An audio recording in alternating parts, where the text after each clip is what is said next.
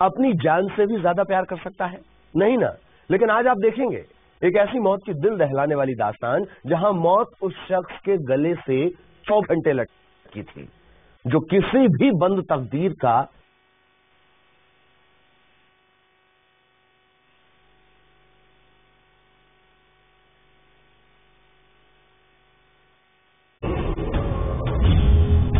बंद तकदीर का वो रास्ता,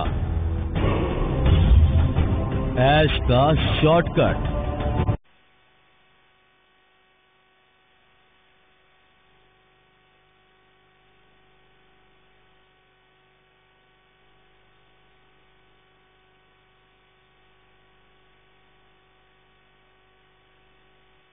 आने की बात देखिए, मरने वाले को वो चीज जान से प्यारी थी, लेकिन वही सामान उसकी मौत का हथियार बन जाएगा, ये ना तो मरने वाला जानता था और ना ही उस केस की तफ्तीश करने वाले कानून के नुमाइंदे। आखिर वो, या यूं कहें, ऐसा कौन सा शख्स था जो अपनी मौत को गले में लटकाए रखता था, सुबह शाम दिन रात उससे दूर नहीं रहता था?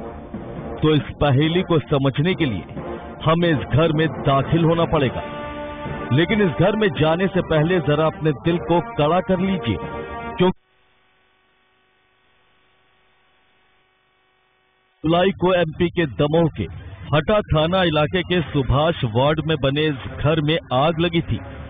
घर की हालत बताने के लिए काफी है कि सारा सामान जलकर खाक हो गया, लेकिन उससे भी दिल दहला देने वाली तस्वीर, जिसे देख यकीनन आपके होश भी फाख्ता हो जाएंगे, वो रोंगटे खड़े करने वाली तस्वीर थी।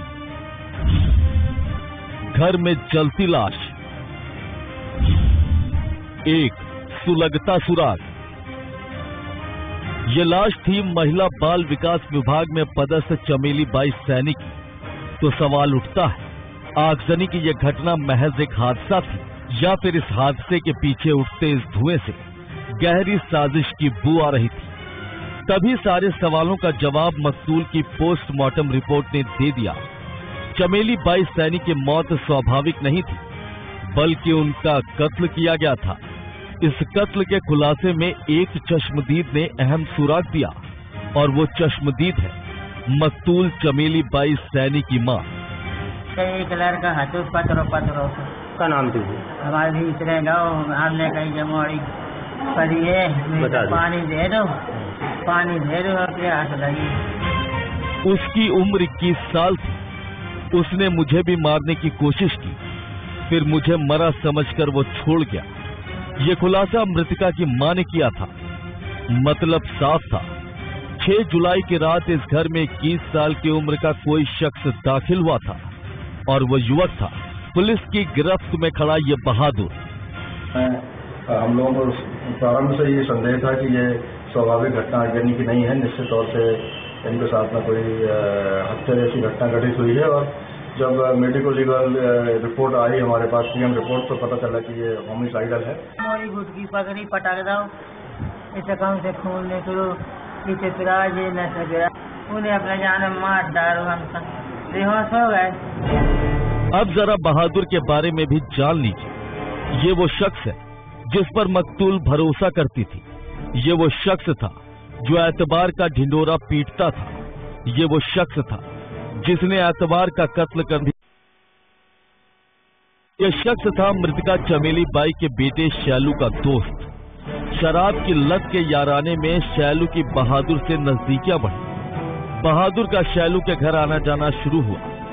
उसने सबका भरोसा जीता, लेकिन गले में लटकती एक चीज से उसकी नीयत डोल गई, जिससे वो जल्द से जल्द मालामाल हो सकता था।